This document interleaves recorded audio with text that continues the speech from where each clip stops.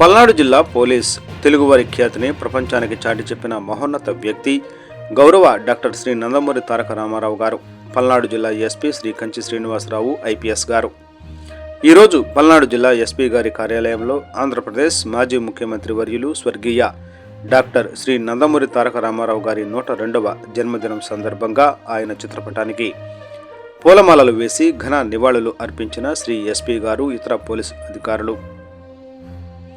ఈ సందర్భంగా ఎస్పీ గారు మాట్లాడుతూ 1923 మే 28న కృష్ణా జిల్లా నిమ్మకూరులో జన్మించిన ఆయనకు ఉమ్మడి గుంటూరు జిల్లాతో మంచి అనుబంధం ఉంది.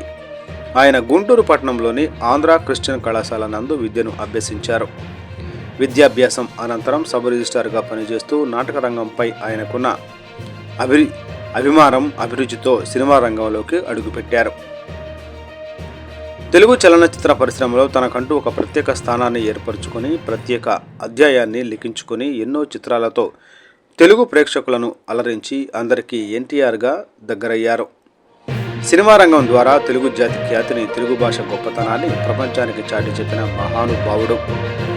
సినీ నటుడుగా తెలుగు జాతి కీర్తిని పెంచిన ఆయన ఒక సామాజికవేత్తగా ప్రజల సమస్యలను పరిష్కరించడానికి రాజకీయాలలో ఆరగ్రేటం చేసి ముఖ్యమంత్రిగా పలు ప్రజారంజక పథకాలను ప్రవేశపెట్టి ఆంధ్రప్రదేశ్ ప్రజలందరికీ తలలో నాలుకలా దగ్గరయ్యారు.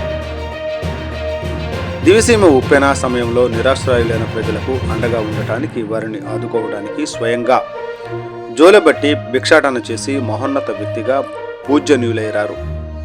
ఆ సమయంలో అధికారుల పరిధి ఎక్కువగా ఉండటం వలన దానిని డీసెంట్రలైజేషన్ చేయడం ద్వారా ప్రజలకు అందించే సేవలు మరింత మెరుగుపరచడం కొరకు మండల వ్యవస్థను ప్రవేశపెట్టారు.